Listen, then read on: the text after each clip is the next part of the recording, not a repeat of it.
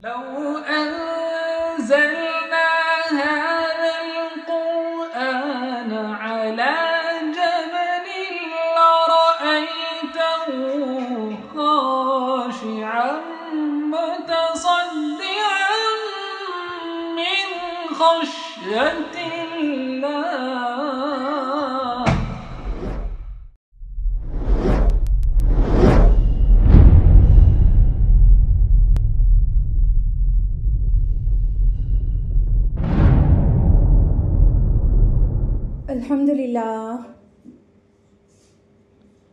अल्हम्दुलिल्लाह रब्बिल आलमीन वस्सलातु वस्सलामु अला रसूलिहिल करीम व अला आलिहि व अस्हाबिहि अजमईन। अम्मा बअदु अऊज़ु बिल्लाहि मिनश शैतानिर रजीम। बिस्मिल्लाहिर रहमानिर रहीम। लक़द कान लकुम फ़ी रसूलिल्लाहि उस्वतुन हसना। बिस्मिल्लाहिर रहमानिर रहीम।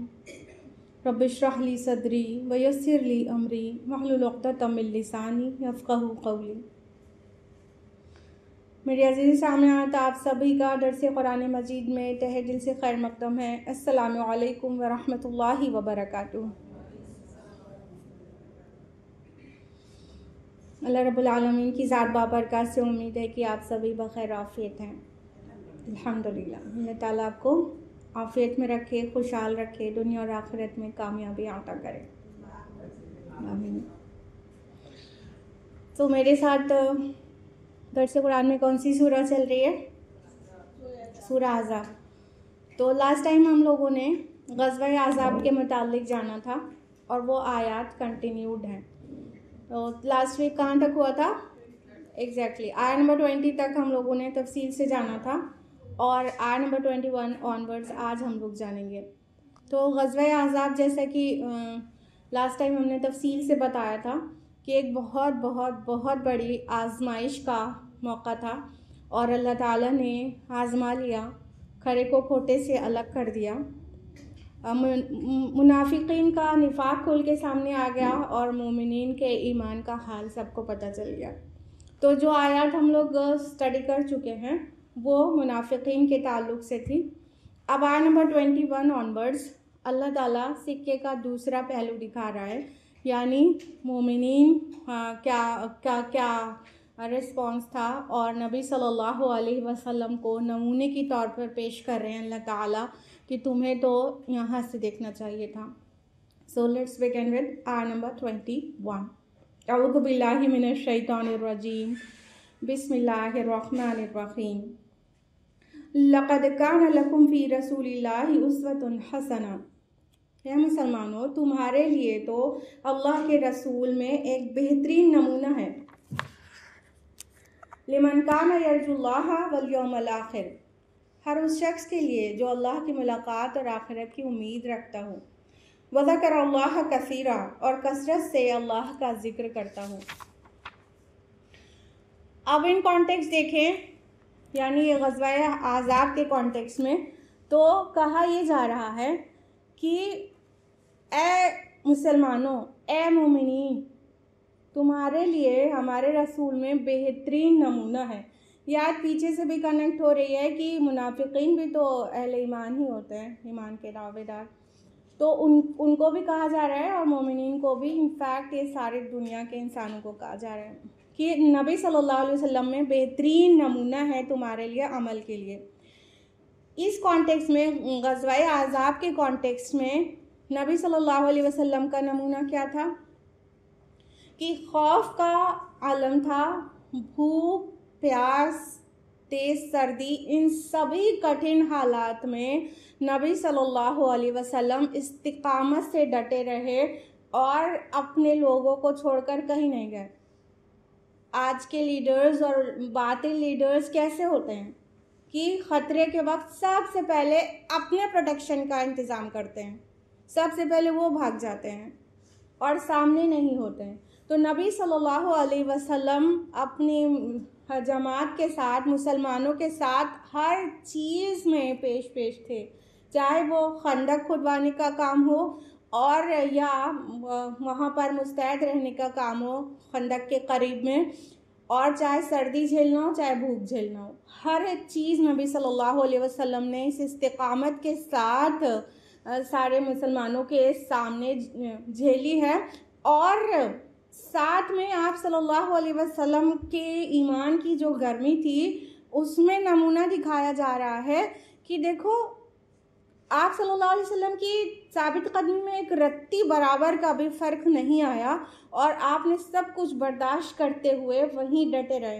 ख़तरात और भूख और प्यास सारी चीज़ बर्दाश्त करते हुए आपकी साबित कदमी में कोई फ़र्क नहीं आया। तो इन कॉन्टेक्स्ट तो इस चीज़ में नमूना है कि दीन में कोई भी दिन देखना पड़े, चाहे जो भी हालात आ जाएं, ईमान को बचाना है, साबित कदम रहना है। तुम्हारे लिए नबी सल्लल्लाहु अलैहि वसल्लम में नमूना है इसका कि किस तरह से अल्लाह के रसूल ने इतने सख्त हालात में साबित कदमी और इस्तिकामत दिखाई है। लेकिन जाहिर बात है कि ये आयत अपना जनरल माना भी रखती है कि नबी सल्लल्लाहु अलैहि वसल्लम हर एक चीज़ के लिए हमारे लिए नमूना है, चाहे वो रिश्ते हों कि बतौर फादर, बतौर हस्बैंड या एक भाई की हैसियत से, एक बेटे की हैसियत से, एक भतीजे की हैसियत से, या बहुत सारे और सोशल मैटर्स हों जैसे एक स्टेट्समैन की हैसियत से, या एक मुज़क्की, एक मुरब्बी, एक टीचर की हैसियत से, और एक स्ट्रैटेजिस्ट की हैसियत से। दुनिया का कोई भी रोल हो उस पर नबी सल्लल्लाहु अलैहि वसल्लम के अंदर बेस्ट पैटर्न ऑफ कंडक्ट मौजूद है। बेस्ट पैटर्न, कोई भी रोल में इंसान को टॉप पर पहुंचना है तो हमारे नबी के पास वो नमूना मौजूद है। तो अल्लाह ताला ने अपने नबी सल्लल्लाहु अलैहि वसल्लम को वो जगह दी और आपने वो सहा है और आपने हर रोल में अपने आप को टॉप साबित किया है। और हमारे सोसाइटी में देखिए कि नबी सल्लल्लाहु अलैहि वसल्लम से मोहब्बत के इतने दावे हैं, लेकिन आपकी पैरवी के नाम पे बहुत है, मिसवाक कर ली जाएगी और बहुत छोटी छोटी सुन्नतें फॉलो कर ली जाएंगी और हो जाएगा नबी से मोहब्बत का हक़ अदा। लेकिन हमें गौर करना चाहिए कि इस आयत को अल्लाह ताला ने कहाँ पर प्लेस किया है। नबी के अंदर उसवा है कि दीन के लिए खपाओ, अपने आप को खर्च करो और ख़तरात मोल लेना पड़े तो मोल लो और अपने को अल्लाह ताला के सामने इस तरह से साबित कदमी के साथ डटे रहो जब भी दीन के मुतालिक कोई भी ख़तरात आए और बिल्कुल डगमगाए बगैर साबित कदम रहो। तो ये नबी सल्लल्लाहु अलैहि वसल्लम ने किस लिए किया था? दीन इस्लाम के लिए किया था ना, पैगाम हक़ पहुँचाने के लिए किया था ना। ये सारे आप अपने मिशन के मुतालिक कैसे बेखौफ होकर डटे हुए थे। तो इस बात में भी तो नमूना है। हम तो अपने कंफर्ट जोन में ही रहना चाहते हैं और कंफर्ट जोन वाली सुन्नतों को फॉलो करके सोचते हैं हमने नबी से मोहब्बत का हक़ अदा कर दिया। हमें मैदान में भी और हर मौके पे भी नबी सल्लल्लाहु अलैहि वसल्लम की सुन्नत को फॉलो करना है ना। नबी सल्लल्लाहु अलैहि वसल्लम ने जो काम नबूवत के ज़ाहिर होने से लेके आखिरी सांस तक किया है वो है दावत। उसके लिए भी तो बेहतरीन नमूना है ना। दावती मैदान में कितना कुछ सहना है उसके लिए भी तो नबी सल्लल्लाहु अलैहि वसल्लम ही नमूना है। तो इस आयत को देखना भी चाहिए कि अल्लाह ताला ने तो इन जनरल तो ये हर चीज़ को समेटे हुए है कि नबी में नमूना है तुम्हारे लिए बेहतरीन बेस्ट पैटर्न ऑफ कंडक्ट। तो हमें ये भी गौर करना चाहिए कि ये बात कहीं और पे छोटी मैटर्स पे आ गई होती खाना खाने के टाइम पर, या तो ठीक है उसमें भी नमूना है, लेकिन ये बात आ रही है दीन की राह में जिहाद करने और साबित कदमी दिखाने और मसाइब बर्दाश्त करने और डटे रहने और अपना सब कुछ कुर्बान करके भी अपने ईमान को बचाने और किस तरह से दीन इस्लाम के पैगाम को आगे पहुंचाना है उस बात की जगह पे आ रही है। तो इस काम में भी नमूना है, लेकिन उससे फ़ायदा कौन उठाएगा? आयत कंटिन्यू होती है, हर उस शख्स के लिए जो अल्लाह की मुलाकात की उम्मीद रखता हो, आखिरत की उम्मीद रखता हो और अल्लाह का कसरत से ज़िक्र करता हो। ये तीन चीज़ जिसके अंदर पाई जाएगी वो इस नमूने से फ़ायदा उठा पाएगा। जैसे कुरान मजीद हुदल लिन्नास है, बकरा की 185 से पता चलता है ये हुदल लिन्नास है, सारे लोगों के लिए हिदायतनामा। लेकिन उससे हिदायत का फ़ायदा मिलता किसको है, हिदायत इससे मिलती किसको है, वो बकरा की आयत नंबर 2 में हुदल लिल मुत्तकीन, मुत्तकियों के लिए हिदायत है। तो है तो कुरान मजीद सब के लिए हिदायत, लेकिन उससे हिदायत अखज़ मुत्तकी लोग ही कर पाएंगे। सिमिलरली है तो नबी सल्लल्लाहु अलैहि वसल्लम सब के लिए नमूना, सारी इंसानियत के लिए, सारे दुनिया के लोगों के लिए। नबी सल्लल्लाहु अलैहि वसल्लम की बिअसत से लेके तब से लेके क़यामत तक के लिए हर इंसान के लिए नमूना है, हर मौके पर हर चीज़ के लिए। लेकिन उससे फ़ायदा कौन उठा पाएगा, वो जो अल्लाह से की मुलाकात की उम्मीद रखता हो। देखिए जिसको अल्लाह की रज़ा चाहिए होती है वो अल्लाह के सामने खड़े होने के मुतालिक सोचता है, तभी वो हक़ को फॉलो करने में इतनी जिद्दोजहद कर सकता है। लेकिन जिसको अल्लाह की मुलाकात की उम्मीद ना हो और आखिरत की उम्मीद ना हो, यानी आखिरा ओरिएंटेड जो लाइफ नहीं गुजारेगा और अल्लाह का जिक्र जो नहीं करेगा, तो वो भी गाफिल हो जाएगा। तो इन लोग कभी भी नबी की सीरत को कितनी किताबें पढ़ डालें कोई फ़ायदा नहीं उठा पाएंगे, और कितने मिलाद की महफिलें सजा लें और कितने रात भर जो है इबादतें कर लें, लेकिन अगर ये बेसिक्स क्लियर नहीं है तो फिर यानी ये ईमान पुख्ता नहीं है और अल्लाह ताला की याद पूरे दिन पर हावी नहीं है, तो नबी से हम फ़ायदा नहीं उठा पाएंगे उनके उसवा से, और हम उनको अपना बेस्ट रोल मॉडल नहीं बना पाएंगे। फिर ऐसे लोग किसको रोल मॉडल बनाएंगे, सेलिब्रिटीज़ को, फिल्मी हीरो हीरोइंस को, स्पोर्ट्समैन को, कोई बिलियनियर को, इनको उसका बनाएंगे, इनको रोल मॉडल बनाएंगे। लेकिन नबी को रोल मॉडल अपनी अमल के लिए कौन बनाता है, जो अल्लाह से मिलने की उम्मीद करता है और आखिरत में खड़े होने का उसको एहसास है, और उसके दिन रात में अल्लाह की याद होती है। अल्लाह को याद करता नहीं है, अल्लाह को याद रखता है, उसके लिए नमूना है। कहने का मतलब उस नमूने से वो ही फ़ायदा उठा पाएंगे। तो अगर हम चाहते हैं कि नबी सल्लल्लाहु अलैहि वसल्लम के नमूने पर अमल करें, तो ये 3 चीज़ें अपने पे चेक कर लें, तब इंशाअल्लाह आसानी से हम अपने नबी को अपना रोल मॉडल बना पाएंगे। आयत नंबर 22, वल्लम मराल मोमिनून अल अहज़ाब, और जब अहले ईमान ने देखा उन लश्करों को, क़ालू हाज़ा मा वअदनल्लाहु व रसूलुहु व सदक़ल्लाहु व रसूलुहु, तो उन्होंने कहा कि यही तो है जिसका वादा हमसे किया था अल्लाह और उसके रसूल ने, और बिल्कुल सच फरमाया था अल्लाह और उसके रसूल ने। वमा ज़ादहुम इल्ला ईमानन व तस्लीमा, और उसने उनमें से किसी भी शय का इजाफा नहीं किया मगर ईमान और फर्मा बरदारी का। अब देखिए इसके कंट्रास्ट में आयत नंबर 12 आ चुकी है मुनाफिकीन के मुतालिक, कि जब उन्होंने इतने बड़े लश्कर को देखा ग़ज़वा-ए अहज़ाब के मौके पर, हर तरफ से ख़तरा, तो क्या कह उठे। आयत नंबर 12 में मुनाफिकीन का कौल नक़ल किया गया है, मा वअदनल्लाहु व रसूलुहु इल्ला गुरूरा, अल्लाह और उसका रसूल का वादा कुछ नहीं था, बस धोखा ही धोखा था, सब झूठा हो गया, बातिल हो गया वादा, अल्लाह और उसके रसूल ने जो वादा किया था। मुनाफिकीन वही लश्कर और खौफ की चीज़ को देख के ये कह उठे, और मोमिनीन ने जब वही लश्करों को देखा तो ये क्या कह उठे कि अरे यही तो है जिसका अल्लाह और उसके रसूल ने वादा किया था, और अल्लाह और उसके रसूल का वादा सच्चा है। यानी उनको क्या याद आ गया, जो पहले से उनको वादे दिए जा चुके थे, जैसा कि सूरह बकरा सूरह नंबर 2 आयत नंबर 155, वलनबलुवन्नकुम बिशैइन मिनल खौफि वल जु'i व नक़्सिन मिनल अम्वालि वल अनफुसि वस्समरात, हम ज़रूर तुम्हारी आजमाइश करेंगे, खौफ से, भूख से, मालो जान और फलों में कमी से।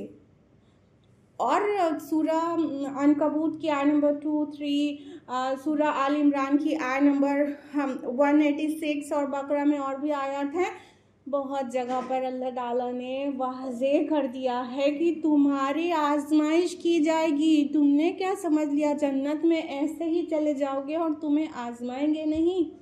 खरे को खोटे से अलग किए बगैर तुम्हें कैसे ही जन्नत में जाने को मिल जाएगा? तो इस दुनिया में आजमाया जाएगा। तो ये पूरी जो ग़ज़वा-ए अहज़ाब थी ना, वो आजमाइश की बहुत बड़ी सूरत थी। ताकि निकल के ये दोनों चीज़ अलग हो जाए। तो मोमिनीन ने जब देखा लश्करों को तो कहा अरे अल्लाह और उसके रसूल का वादा सच्चा। उनको वो वादा याद आ गया, आजमाइश तो होनी है, ये तो आएंगे ही, खौफ तो होना ही है, भूख तो लगनी ही है, परेशानी तो आनी ही है, और इसी परेशानी और खौफ और भूख और जंग और इन हालात से गुजर के हमें जन्नत में जाना है। तो इस चीज़ ने उनका मोटिवेशन, उनका ईमान, उनका यकीन, उनका जज्बा और बढ़ा दिया। अल्लाह ताला कह रहे हैं कि वमा ज़ादहुम इल्ला ईमाना व तस्लीमा, कि इस चीज़ ने उनकी क्या चीज़ और बढ़ा दी, ईमान भी बढ़ा दिया और तस्लीम और फरमाबरदारी और सरेंडर होना और बढ़ा दिया कि लब्बैक या अल्लाह या रसूलुल्लाह, हम हाजिर हैं, हमारी जानें कुर्बान होने के लिए हाजिर हैं। हमको तो पहले ही बता दिया गया था कि आजमाया जाएगा, ये आजमाइशी तो है। तो मोमिन की नज़र ऐसी होती है, मुनाफिक की नज़र कैसी होती है? अरे हमसे तो कहा गया था कैसर और किसरा के ख़जाने मिल जाएंगे, और ये तो हर वॉशरूम तक जाने का हालात नहीं है यहाँ पे। उनको वो चीज़ याद आई थी, कैसर और किसरा के ख़जाने की जो वो वादा किया गया था। हालांकि वो वादा भी बिल्कुल ही सच्चा था, लेकिन उस टाइम पे उनको वो याद आ रहा है और उससे कंपेयर कर रहे हैं। और मोमिन को क्या याद आ रहा है कि अल्लाह और उसके रसूल ने पहले ही बता दिया था कि आजमाया जाएगा, ये वही तो रास्ता है, जन्नत का रास्ता है ये। तो इस तरह से जब मोमिनीन मसाइब और मुश्किलों में जाते हैं, उनका ईमान मज़ीद पुख्ता हो जाता है। सुभान अल्लाह। ज़रा चेक करें अपने अपने आप को, क्या ये मुश्किलें हमें तोड़ के रख देती हैं? क्या हम ऑल फॉल बकने लगते हैं? क्योंकि अल्लाह ताला को हमें मिले थे ये सब दिन दिखाने के लिए। माज़अल्लाह कुछ एक लोग मुश्किल टाइम पे ऐसी ऐसी बातें कर देते हैं कि वो कलमा कुफ्र हो जाता है। या तो फिर कुछ मुश्किलें आती हैं तो हम ये सोच के खुश हो जाते हैं कि अल्लाह अपने प्यारों को ही तो आजमाता है और हमें प्योर कर रहा है ताकि हम जन्नत के लायक बन जाएं। अगर ऐसा सोचते हैं और उन मुश्किलों में जो हौसला और बढ़ जाता है, ईमान और बढ़ जाता है, तो मुबारक हो। मिनल मोमिनीन रिजालुन सदक़ू मा अहदुल्लाह अलैहि, अहले ईमान में वो जमा मर्द जो लोग भी जिन्होंने सच्चा कर दिखाया वो अहद जो उन्होंने अल्लाह से किया था। फ़मिन्हुम मन क़ज़ा नहबह, बस उनमें से कुछ तो अपनी नज़र पूरी कर चुके, वमिन्हुम मन यंतज़िर, और उनमें से कुछ इंतज़ार कर रहे हैं, वमा बद्दलू तब्दीला, और उन्होंने हरगिज़ कोई तब्दीली नहीं की। अब देखिए कि वो मोमिनीन सादिक़ीन व सहाबा कितने खुशनसीब लोग हैं कि अल्लाह ताला उनकी तारीफ़ कर रहा है कि कितने ही मोमिनीन ऐसे हैं, मतलब मिनल मोमिनीन रिजाल वर्ड जो आया, रजुल का प्लूरल है। हाँ, रजुल मीन्स आदमी होता है, रिजाल मीन्स यहाँ पर आदमी से ट्रांसलेट नहीं करेंगे बल्कि जमा मर्द, सिपाही और मर्द मैदान, इस तरह ट्रांसलेट करेंगे। तो कुछ अल्लाह ताला कह रहे हैं मोमिनीन में कुछ लोग, कुछ जवां मर्द ऐसे हैं जिन्होंने अल्लाह से जो वादा किया था वो सच्चा कर दिखाया। क्या वादा किया था अल्लाह से कि क्या अल्लाह हमको अगर लड़ने का हुक्म दिया गया तो हम अपनी जानें कुर्बान कर देंगे और आपकी राह में क़िताल करेंगे। ये वादा सब ने किया था। उसमें सादिकुल ईमान लोग भी थे और उसमें मुनाफिकीन भी थे। नहीं, आप हमको लड़ने का हुक्म दीजिए या रसूलुल्लाह, हम लोग जो है अपनी अपनी जानें देंगे और अल्लाह की राह में लड़ेंगे। ये सब ने मिलके किया था। लेकिन अल्लाह ताला कह रहे हैं कि मोमिनीन ने अपना वो वादा सच्चा किया। मुनाफिकीन तो खाली ज़ुबानी जमा खर्च करते हैं और ख़तरे के वक्त बस उनको जान की पड़ी होती है, तो जान और माल बचाने के लिए वो इधर उधर भागने लग जाते हैं। लेकिन मोमिनीन की अल्लाह तारीफ़ करते हुए कह रहे हैं कि कुछ लोगों ने अल्लाह से जो वादा किया था कि जो भी हमें हालात पेश आएंगे हम लड़ेंगे और अपना वादा पूरा करेंगे, तो उन्होंने वाकई वादे को पूरा कर दिया। इसके कॉन्टेक्स्ट में बाद मुफस्सिरीन ने कुछ असहाबे बद्र के मुताल्लिक भी लिखा है कि कुछ एक मुसलमान बद्र में शामिल नहीं हो सके थे और जो असहाबे बद्र हैं उनकी जो इज़्ज़त एहतराम और उनकी प्रिविलेजेस को देखकर कई और असहाब को ये बड़ा रश्क होता था कि ये लोग बद्र में शामिल हुए और ये इतनी फ़क़ीयत इनको दी जाती है। हमको कब मौका मिलेगा कि हम भी मतलब अगली जंग में शामिल और अपनी जानों का नजराना पेश करें। तो फिर उसके बाद उनको बद्र के बाद उहद में मौका मिला और उसमें से उन्होंने अपनी जानों के नजराने पेश किए। मुसअब बिन उमैर रज़ियल्लाहु अन्हु शोहदाए उहद में से हैं और नज़र बिन अनस रज़ियल्लाहु अन्हु शोहदाए उहद में से हैं। इन लोगों ने उहद में हिस्सा लिया और अपनी जानों को नजराना पेश कर दिया। तो अल्लाह ताला इनकी तारीफ़ करते हुए कह रहे हैं कि जिन लोगों ने जो वादा किया था कि फिर अगली जंग होगी तो हम ज़रूर हिस्सा लेंगे, वो उज़्र शरई की वजह से नहीं आए थे, या तो नबी सल्लल्लाहु अलैहि वसल्लम ने उनकी ड्यूटीज़ दूसरी लगाई थी। तो वो उनको शौक़ था कि हम क्यों ही नहीं जा सके बद्र में, और अब हमें आइंदा की जंगों में जाने को मिले और अपनी जान कुर्बान करने को मिले। तो उहद में उनको मौका मिला और उन्होंने किया। और हाँ, अल्लाह ताला फरमा रहे हैं कि कुछ लोग हैं जिन्होंने अपनी नज़रें पूरी कर दी। यहाँ पे नहबहु जो वर्ड आया है, तो नहब का माना नज़र भी होता है, वादा भी होता है। कुछ लोग अपना वादा पूरा कर चुके हैं, यानी उन्होंने तो अपनी जानें भी दे दी। हाँ, और कुछ लोगों के मुताल्लिक आया कि और उनमें से कुछ इंतज़ार कर रहे हैं, यानी अभी भी कुछ लोग हैं जो चाहते हैं कि हमारी जानों का नजराना हमें पेश करने को मिले और जामे शहादत नोश करें। तो कुछ लोग इंतज़ार कर रहे हैं और उन्होंने हरगिज़ कोई तब्दीली नहीं की, यानी उनकी साबित कदमी इस मैदान में भी, जबकि इतना ख़तरे का मौका है, बिल्कुल जी जान से तैयार हैं सब कुछ और अपनी जान समेत निछावर कर देने को। तो अल्लाह ताला फरमा रहे हैं उन्होंने इरादे में कोई तब्दीली नहीं की। तो अल्लाह तो दिलों के हालात जानता है ना। तो अल्लाह ताला ने उनकी कैसी तारीफ़ की, सुभान अल्लाह। वो लोग कितने ही खुश नसीब हैं जिनकी अल्लाह ताला ने कुरान में तारीफ़ कर दी। तो वो कितने ही सहाबा ऐसे थे कि उस वक्त इतने ख़तरे के हालात में, जबकि भूख प्यास और कई मसाइब साथ लगे हुए हैं, बिल्कुल साबित कदम थे और जान देने के लिए बिल्कुल ही तैयार थे। साद बिन मुआज़ और साद बिन उबादा रज़ियल्लाहु अन्हुमा, नबी सल्लल्लाहु अलैहि वसल्लम ने इस लोगों के अटैक से पहले सबको गैदर किया था और आप सल्लल्लाहु अलैहि वसल्लम मदीना की बस्ती को बचाने के लिए चाह रहे थे कि इनसे बनु गतफ़ान से एक डील कर ली जाए। हाँ, कि बनु गतफ़ान को हम मदीना के जो फल होंगे उसका आधा इनको दे देंगे और ये वापस चले जाएं।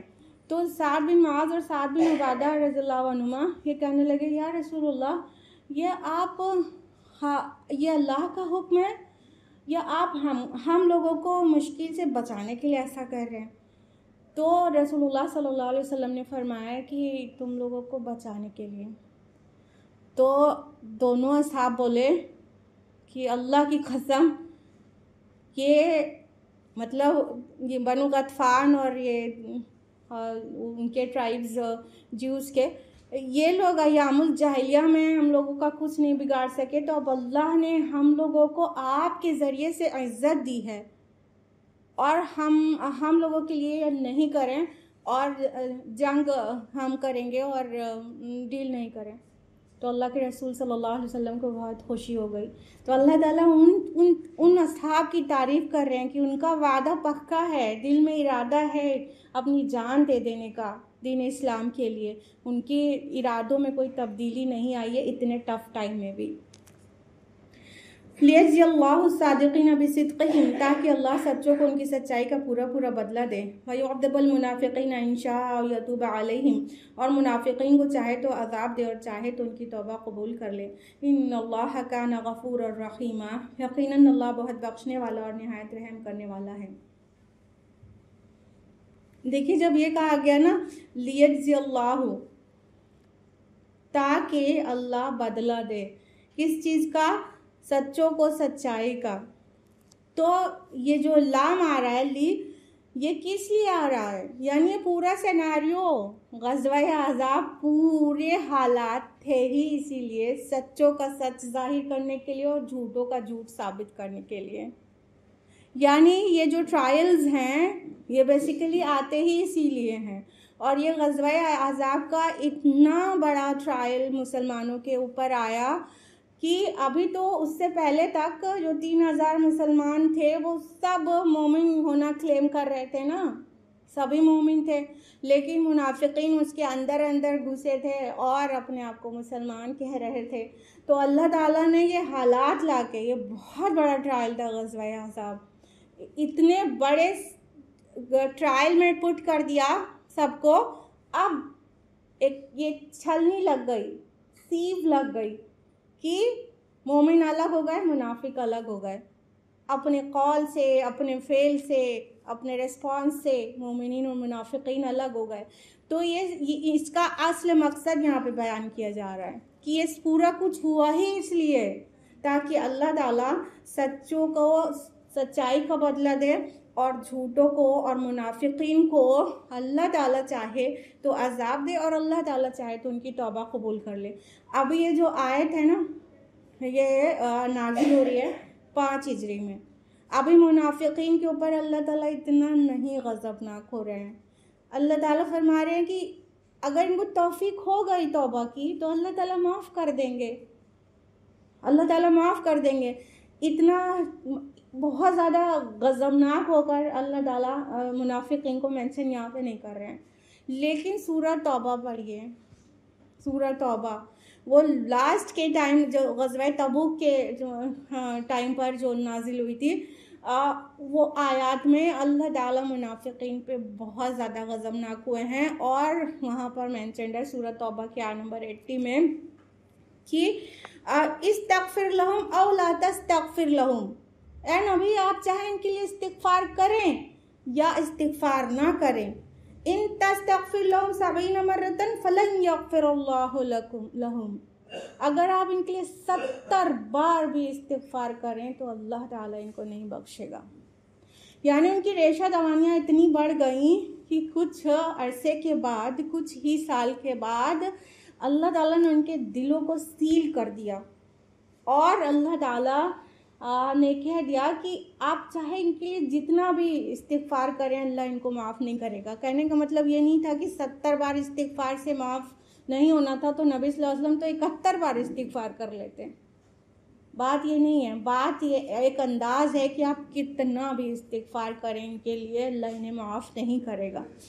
तो मुनाफिकीन की रेशा दवानियाँ बस बढ़ती ही गई थी, बढ़ती ही गई थी। तो और यहाँ पे देखिए एक कदर लीनियंसी नज़र आती है ना कि अल्लाह ताला कह रहे हैं कि अल्लाह चाहे तो इनकी तौबा कबूल करे, अल्लाह चाहे तो इनको अज़ाब दे। और ये अल्लाह चाहे का मतलब अल्लाह की मर्ज़ी अदल के ख़िलाफ़ नहीं होगी। इनको तौबा की तौफ़ीक हो जाएगी तो अल्लाह माफ़ कर देंगे और तौबा की तौफ़ीक नहीं होगी तो फिर अज़ाब ही भुगतेंगे। और फरमाया कि अल्लाह ताला गफ़ूर और रहीम है, चाहता है कि ये माफ़ी मांगे और अल्लाह इनकी तौबा कबूल करे, मगर ये इनके अपनी मर्ज़ी के ऊपर है। वरद्दल्लाहु लज़ीना कफ़रू बिग़ैज़िहिम, और लौटा दिया अल्लाह ने काफिरों को उनके गुस्से के साथ ही। लम यनालू खैरा, वो कोई कामयाबी हासिल ना कर सके।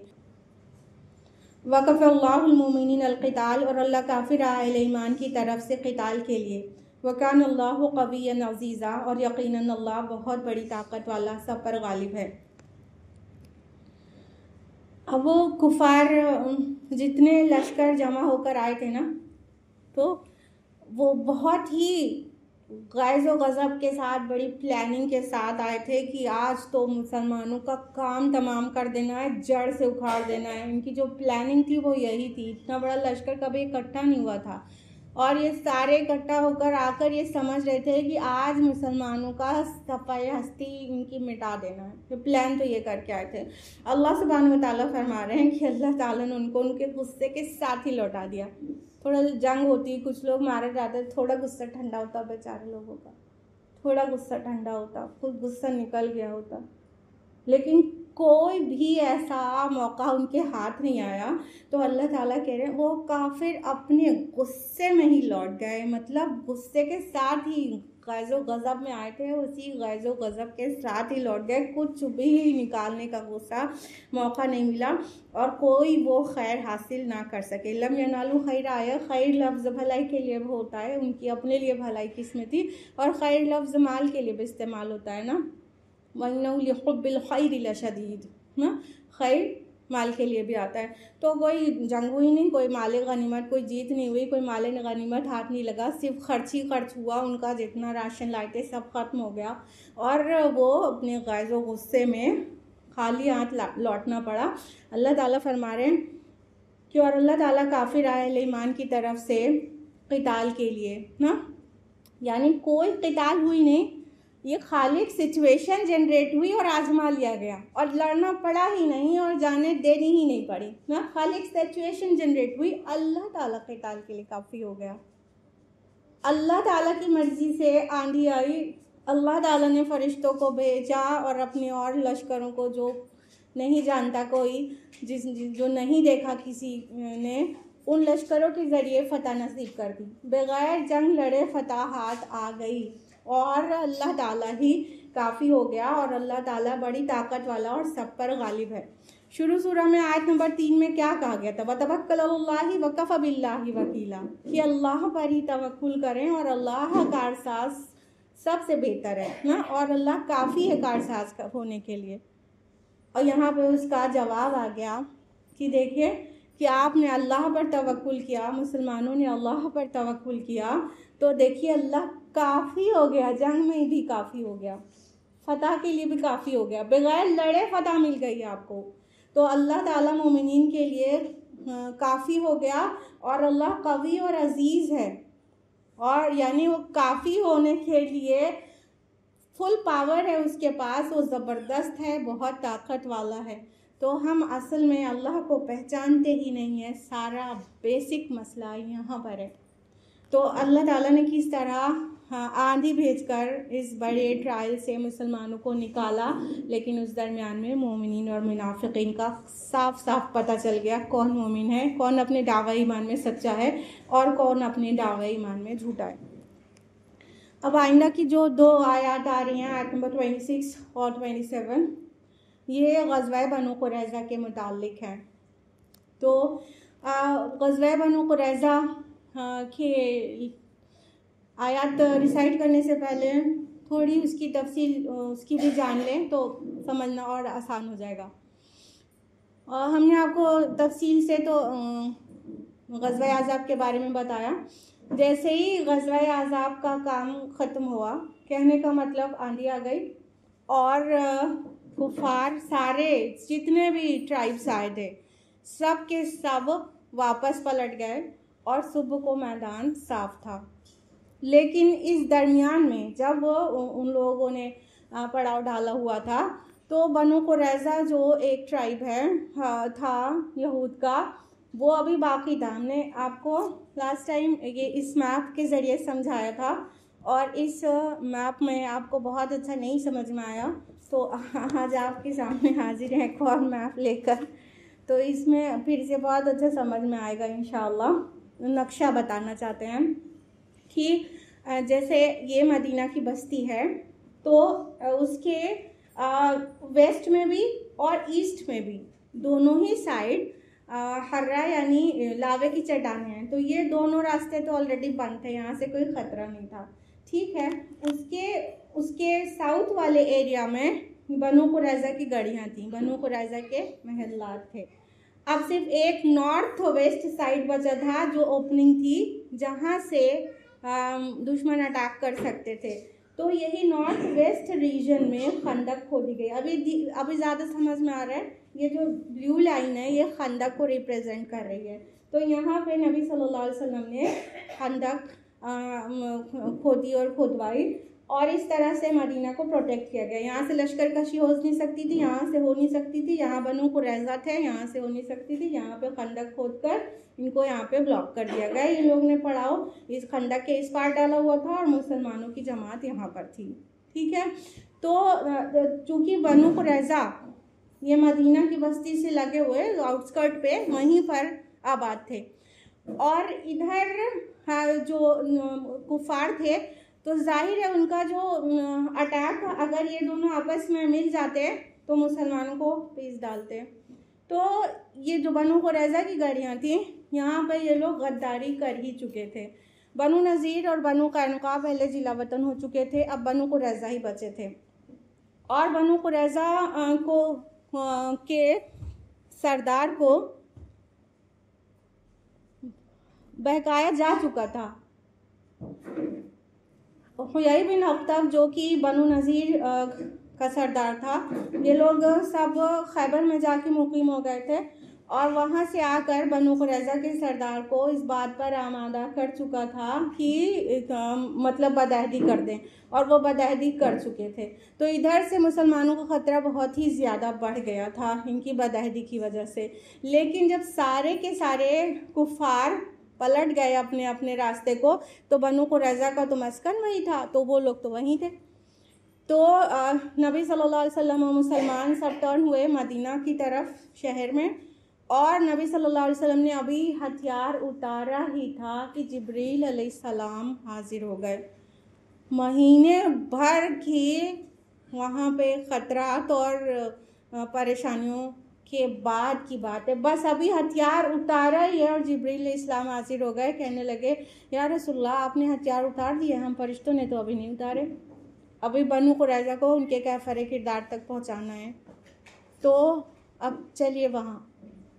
नबी सल्लल्लाहु अलैहि वसल्लम ने फ़ौरन अली रज़ियल्लाहु अन्हु को हुक्म दिया, वो आगे आगे निकले और मुसलमानों को हुक्म दिया, तुम में से कोई भी असर की नमाज ना पढ़े जब तक बनु कुरैज़ा ना पहुंच जाए। कहने का मतलब था फ़ौरन निकलो, वापस बनु कुरैज़ा का मुहासरा करना है। नबी सल्लल्लाहु अलैहि वसल्लम मुसलमानों समेत बनु कुरैज़ा का की जो उनकी बस्ती थी उसका मुहासरा कर दिया। वो लोग सब किले में बंद हो गए। जब अली रज़ियल्लाहु अन्हु गए थे ना, अभी सारे मुसलमान नहीं गए थे ना, तो बहुत बदतमीज़ी कर रहे थे वो लोग और अपनी बदअहदी को ज़ुबान से बयान कर रहे थे और नबी सल्लल्लाहु अलैहि वसल्लम की शान के ख़िलाफ़ बातें कर रहे थे। उनको अंदाज़ा नहीं था कि ये इतना थके हुए लोग एक महीने से ये वापस हम पर अटैक करने के लिए आ जाएंगे। लेकिन अल्लाह के रसूल की जमात देखिए इतनी डिसिप्लिन थी। सब जब पहुंच गए तो उनके छक्के छूट गए, सब के सब किलों में कैद हो गए और सोचा होगा कि ये अब चले जाएंगे तब चले जाएंगे, अब किले में बंद हैं। करीब 20 से 25 दिन हो गया और किले में कितने ही दिन तक कोई अंदर रह सकता है और राशन पानी कितना ही उसको मैसर आ सकता है। लिहाजा अब इस डील इस पे फाइनल हुई कि हम औस कबीले के सरदार साद बिन मुआज़ रज़ियल्लाहु अन्हु थे कि साद बिन मुआज़ हमारे लिए जो फैसला करेंगे उसको हम मान लेंगे।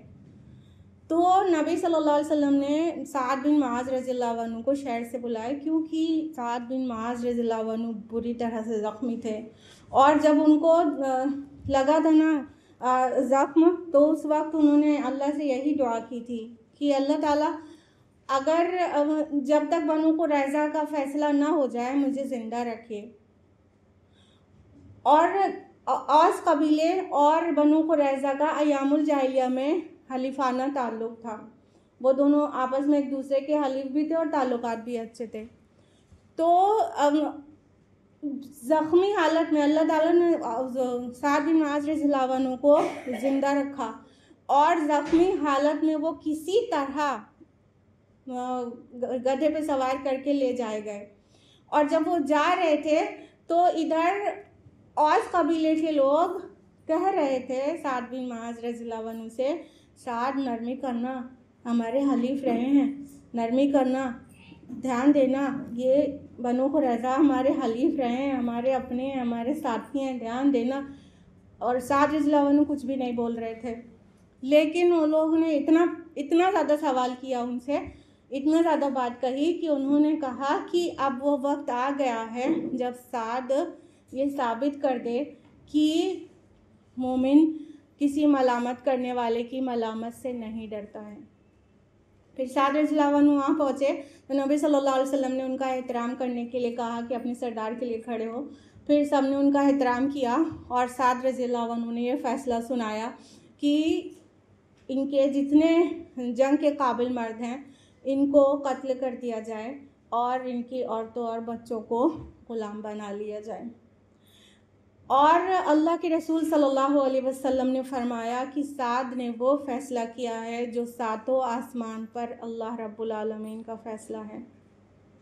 ये फ़ैसला सुनाने के बाद साद रज़ियल्लाहु अन्हु की शहादत हो जाती है और बुखारी मुस्लिम की मुत्तफ़क़ुन अलैह रिवायत है कि जब शाद रज़ियल्लाहु अन्हु की शहादत हुई है तो अर्शे इलाही हिल गया और 70,000 फरिश्ते उनके जनाजे में शरीक हुए। और इसको बहुत प्रोपेगेंडा किया जाता है कि बनु कुरैज़ा के लोगों को, मर्दों को कत्ल किया गया, लेकिन बदअहदी की यही सज़ा तौरात में भी है, गद्दारी की।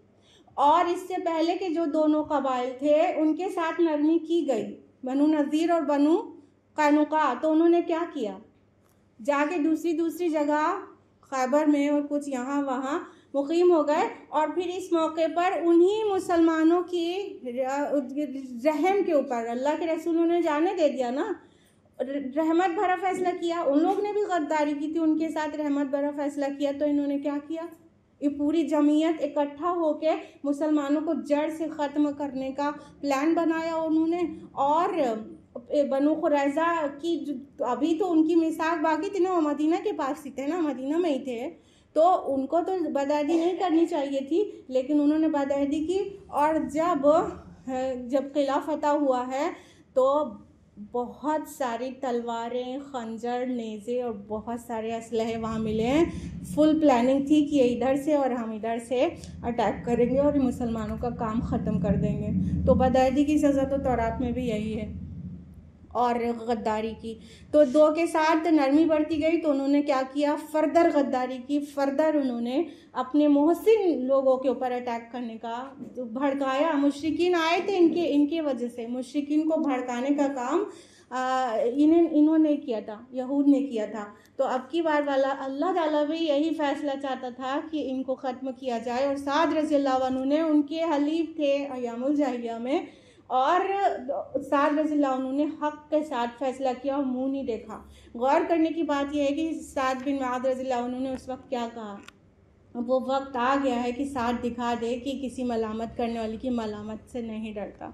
यानी आज के लोग को बहुत तकलीफ़ गुजरी होगी, लेकिन साद रज़ियल्लाहु अन्हु ने कहा कि नहीं, ये मोमिन की ये सिफत होना चाहिए कि हक़ पर डटा रहे, फिर जिसको जो कहना है कहे, किसी की मलामत से डरना नहीं है, हक़ पर डटा रहे। ये भी मोमिन की सिफ़ात में से है और अल्लाह ताला ने इसको मेंशन किया है कुरान में। तो अब इस इतनी तमहीद के बाद अब ये आयत सुनेंगे तो बेहतर समझ में आएगी इंशाअल्लाह। वांज़लल्लज़ीना ज़ाहरू मिन अहलिल किताबि मिन सियासिहिम, और अल्लाह ने उतार लिया अहले किताब में से उन लोगों को जिन्होंने इन मुशरिकीन की मदद की थी उनके क़िलों से। वक़ज़फ़ फ़ी क़ुलूबिहिम रुअब, और उनके दिलों में उसने रौब डाल दिया। युक़ातिलूना व तअसिरूना फ़रीक़न तक़्तुलूना व तअसिरूना फ़रीक़ा। तो अब उनमें से कुछ को तो तुम कत्ल कर रहे हो और कुछ को कैदी बना रहे हो। तो ये तो अपने किलों में महफूज थे, पीछे से गद्दारी हो चुकी थी और अहद टूट चुका था। और जब मुसलमानों ने दोबारा इनको घेर लिया तो क्या हुआ, अल्लाह ताला के इनके किलों से उतार लिया और इन्होंने मुशरिकीन की मदद की थी। तो किस तरह से अपने अपने किलों से निकल के आए और इनके दिलों में रौब डाल दिया। यानी वो मुहासरे का ताब नहीं ला पाए, मुसलमानों से डर गए, रौब खा गए।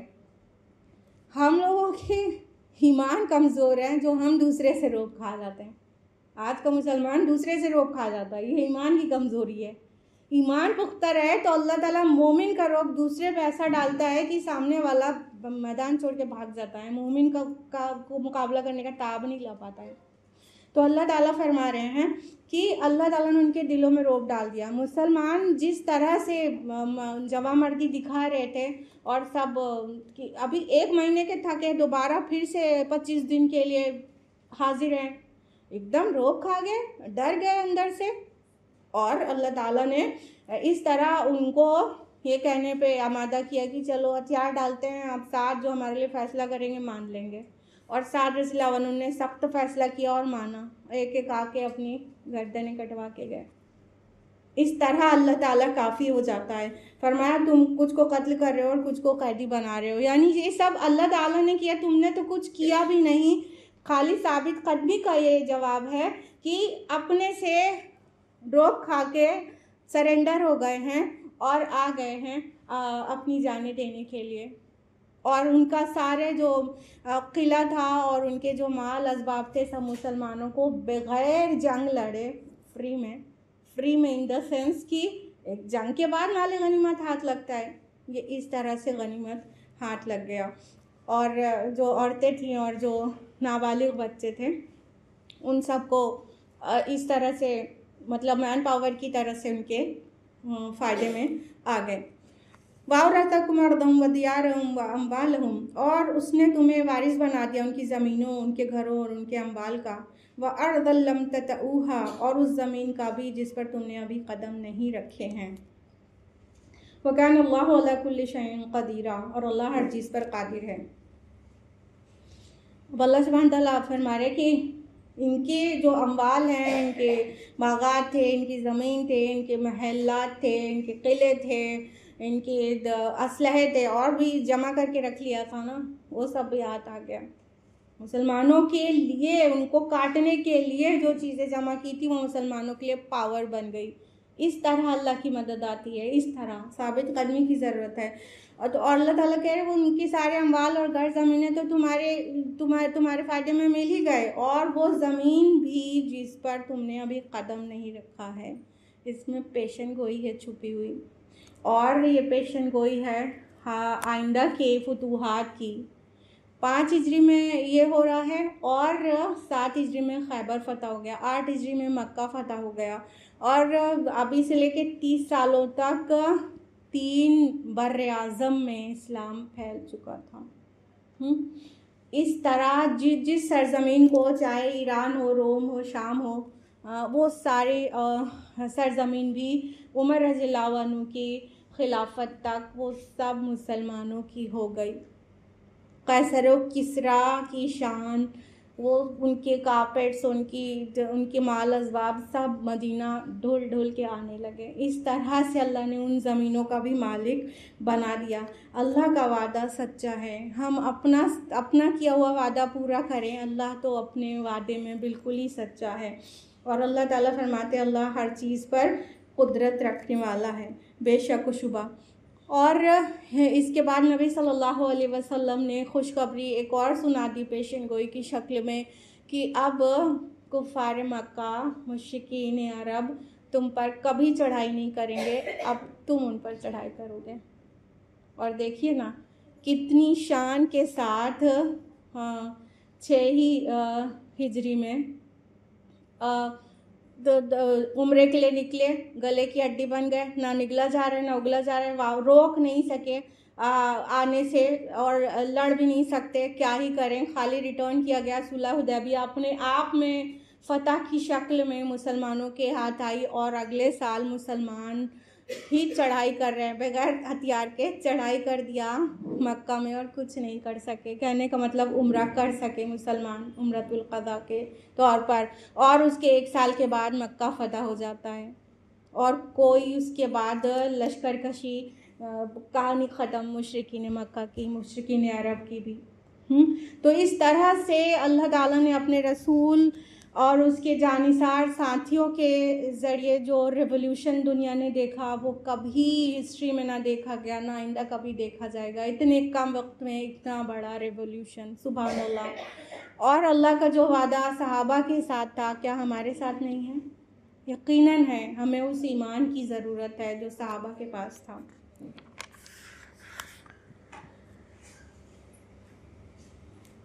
अब यहाँ से मज़मून का रुख माशरती इस्लाहात की तरफ मुड़ रहा है, जो कि पहले रुकू में जो बातें हुई थी वो अब चौथे रुकू में कनेक्ट हो रही हैं। माशरती इस्लाहात की शक्ल में आ रहा है सामने कुछ एक काम अल्लाह ताला के, और जिस तरह करीना है चैरिटी बिगिंस एट होम, उसी तरह नबी सल्लल्लाहु अलैहि वसल्लम के घर से उन माशरती इस्लाहात को किया गया। यानी जो एहकाम दिए गए वो नबी के घर से दिए गए, वहाँ से फूटकर पूरे माशरे में फैले हैं। और नबी सल्लल्लाहु अलैहि वसल्लम के घर को ज़्यादा मुकल्लफ़ बनाया गया कि वो हर एक चीज़ को डेमोन्स्ट्रेट करे प्रैक्टिकली, सारे दुनिया को दिखाए कि कैसे रहना है ख़वातीन को भी। तो नबी सल्लल्लाहु अलैहि वसल्लम के घर से काम को शुरू किया गया। और उस सिलसिले में आयत नंबर 28 है, या अय्युहन नबी कुल लिअज़वाजिका इन कुन्तुन्ना तुरिदनल हयातद दुनिया व ज़ीनतहा। ए नबी, आप अपनी बीवियों से कह दीजिए कि अगर तुम दुनिया की ज़िंदगी और उसकी ज़ीनत चाहती हो, फ़तआलैना उमत्तिअकुन्ना व उसर्रिहकुन्ना सराहन जमीला, तो आओ मैं तुम्हें कुछ मालूमात देकर अच्छी तरीके से रुखसत कर दूँ। आयत नंबर 29 है, वाइन कुन्तुन्ना तुरिदनल्लाह व रसूलहु वद्दारल आखिरता फ़इन्नल्लाह अअद्द लिल मुहसनाति मिनकुन्ना अजरन अज़ीमा। और अगर तुम अल्लाह और उसके रसूल और आखिरत की घर की तालिब हो तो इत्मीनान रखो, अल्लाह ने तुम जैसी नेक ख़वातीन के लिए अजर अज़ीम तैयार कर रखा है। अब ये जो दो आयात हैं इनको आयते तख़यीर कहते हैं, यानी इख्तियार दिया गया। सिनारियो ये था कि इधर बनु कुरैज़ा की तरफ से जो माल असबाब मिला और आहिस्ता आहिस्ता बाद के अदवार में और फतूहात होती गई और मदीना में हालात अच्छे होते चले गए। हर घर अब वेल ऑफ होने लगा, सबकी ज़रूरियात पहले से बढ़कर पूरी होने लगी, हर घर में खुशहाली आ गई, मैं माली खुशहाली, ठीक है।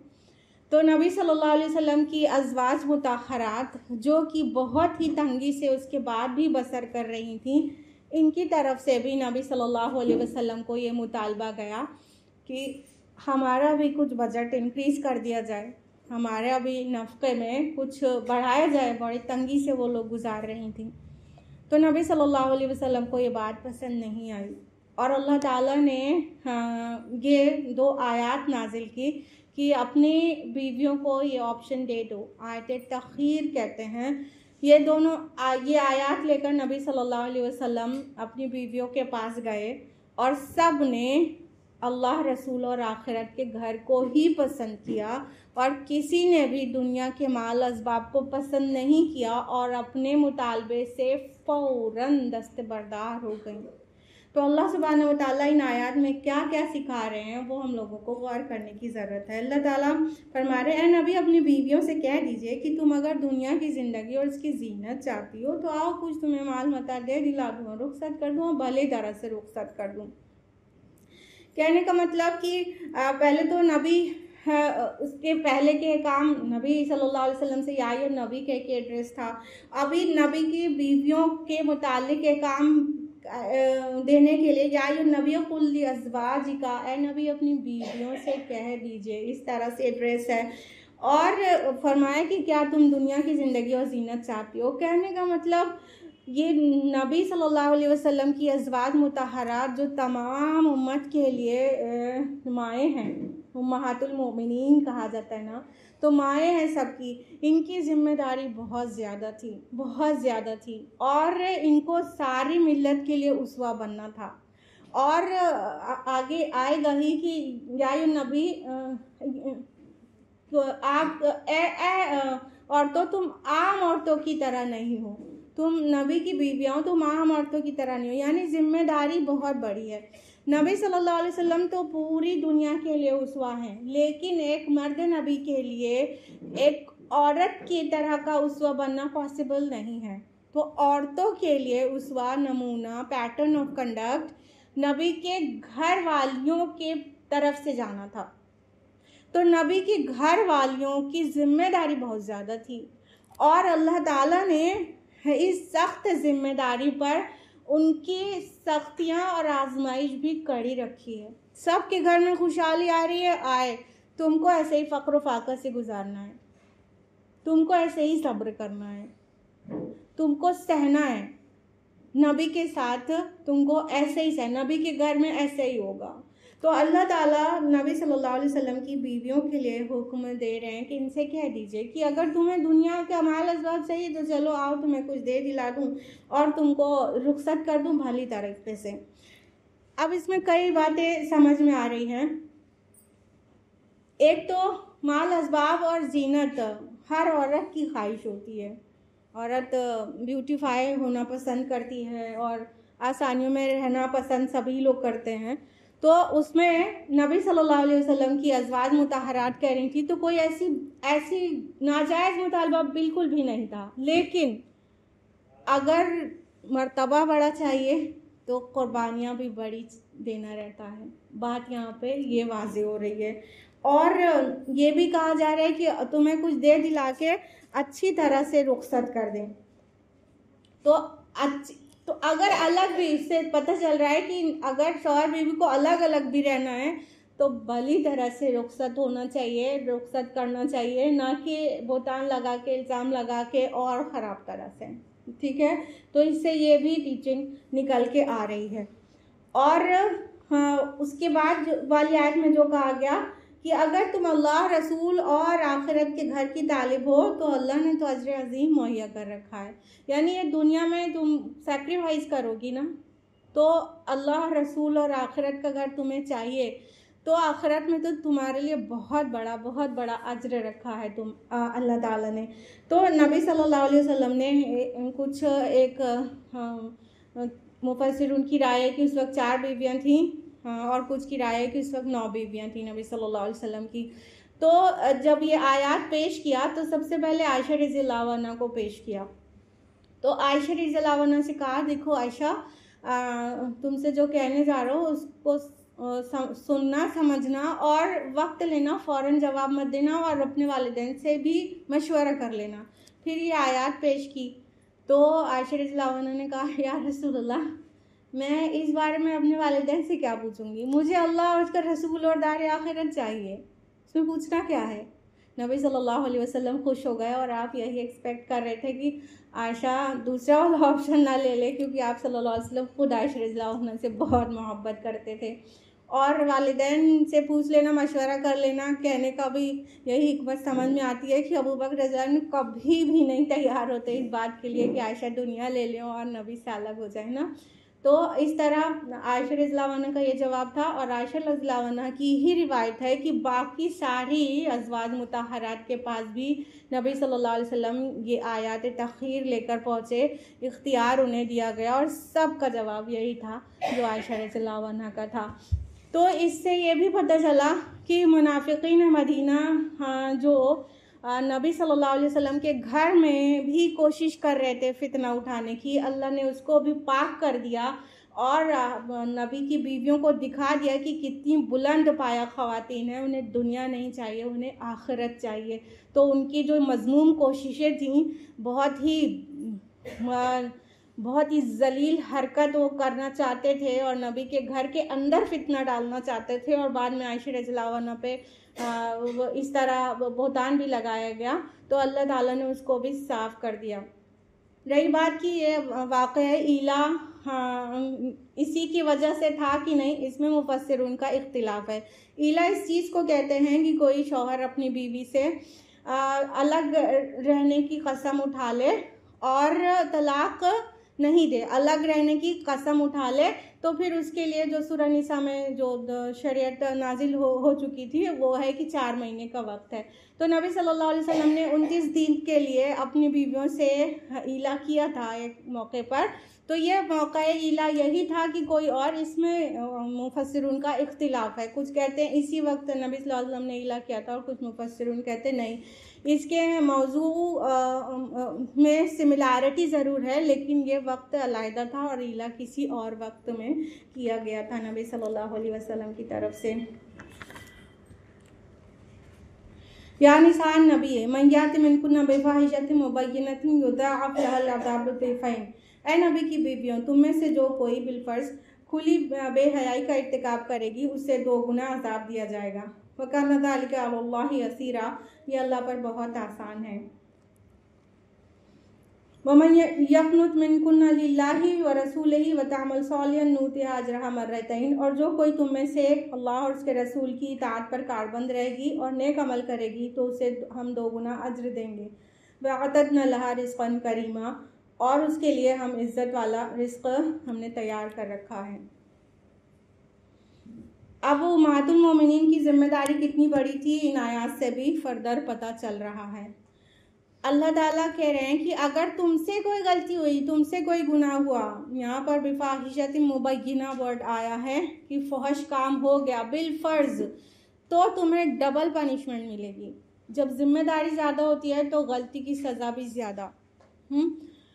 ये बिल फ़र्ज़ कहा गया है, इसका हरगिज़ ये मतलब नहीं है कि उम्मतुल मोमिनीन से किसी गलत फ़ेल का कोई सुदूर हो सकता था या हुआ, या उनके अंदर कोई गंदगी माज़ल्ला थी।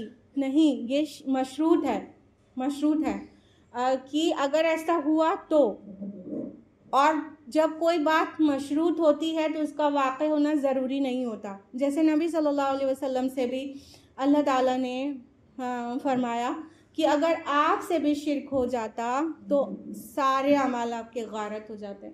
तो क्या नबी सल्लल्लाहु अलैहि वसल्लम से शिरक का सुदूर हो सकता था? नहीं हो सकता था।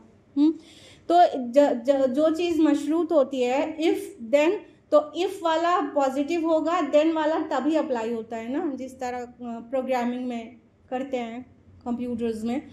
तो इफ़ वाला पॉजिटिव नहीं हुआ तो फिर देन वाला वक़ू वज़ूई नहीं होगा। तो ये ऐसा हुआ नहीं तो ऐसा होना ही नहीं था। लेकिन ये अल्लाह का इंसाफ है कि जब मकाम बुलंद दिया जाता है तो सख्ती भी ज़्यादा पड़ती है। नबी सल्लल्लाहु अलैहि वसल्लम रात की नमाज़ें फ़र्ज़ के दर्जे में पढ़ते थे, जबकि हमारे लिए सिर्फ मुस्तहब है तहज्जुद।